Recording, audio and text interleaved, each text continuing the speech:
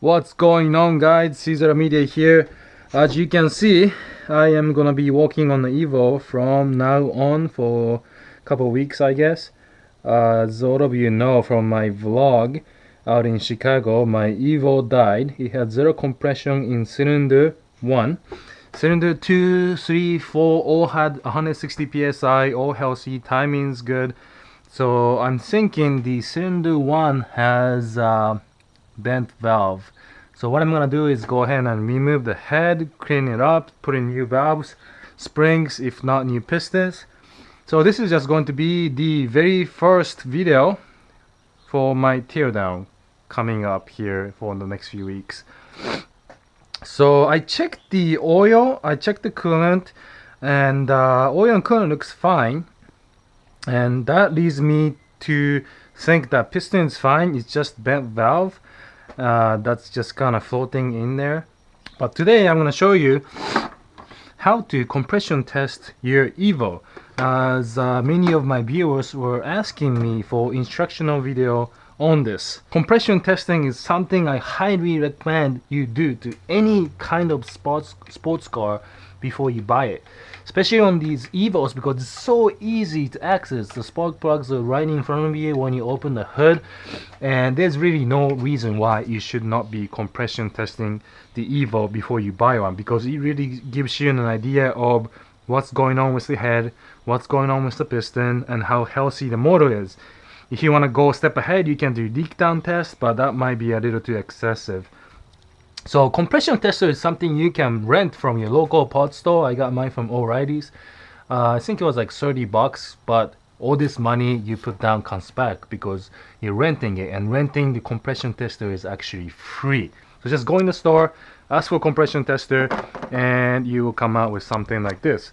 So when you open the hood, what you're gonna see is something like this. I already removed my spooling up coils, but essentially what you want to do first is remove your coils.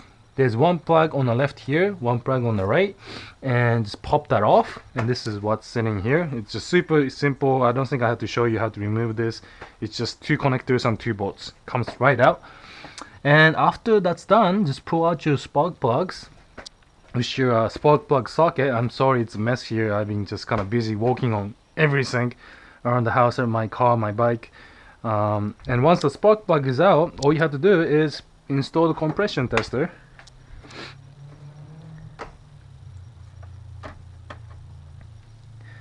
You drop that in there, screw it in,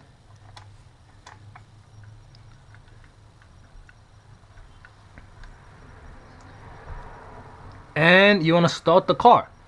You just want to crank it to a point where this needle goes all the way up and stops. Have a friend go in the car if you want. If not, you can do it yourself. Just crank it like, I don't know, 5, 6, 7 times. And what you're looking for really is not the like a high number or super low number. Of course, you should be concerned if you see like 60 psi out of your cylinders. But what you're really looking for is consistency between the cylinders. Here we're seeing like 5% range of pressure in each cylinder. You should be okay. So what I'm gonna do here is, because I have a remote starter, I'm just gonna remote start my car a few times so I don't have to get in there, and I can stop if I need to from up here. So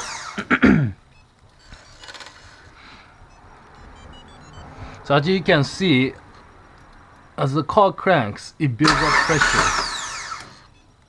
So there's one crank. Cylinder 4 is around 160-70 psi, getting compression, relieve pressure. Then move on to cylinder number 3. What I like to do as I do this is take a picture of the readouts. I already know that cylinder 1 has zero compression, so I don't really care about what compression these cylinders are at. I'm just doing it for demonstration purposes. So just put that in there, crank the car,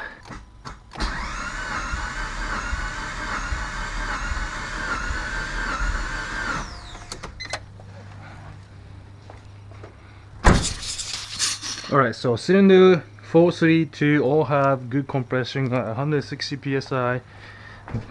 And let's see what happens when I crank the cylinder number 1 here. You can hear that it's not even building compression because it sounds like there's no resistance. You just crank a high-pitched sound like you just heard, and yep, like you see, there's no compression. So what I'm gonna do now is take apart the head, and I'm gonna document the whole thing so you can kind of see what I have to go through and what's involved in removing Evo 8 head. It's really not that hard because 4G63 is really right here. It's really easy to work on.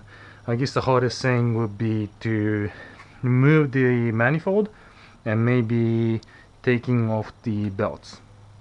Other than that, it's really easy, just time consuming. But I'll walk you guys through what's involved in removing the head, and I hope you learned something from this video.